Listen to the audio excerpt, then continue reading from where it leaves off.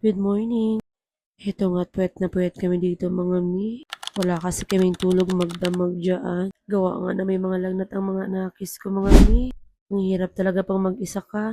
Dahil ikaw lahat ang kikilos. Tipong pagod na pagod ka na. Hindi ka kasi pwedeng sumuko pag nanay ka na. Dahil ang mga anakis mo ay nakadepende sa'yo. Lalo na sa kalagayan ko mga mi. Na laging wala ang mister sa tabi. Sa totoo lang mga mi, lutang na lutang talaga ako.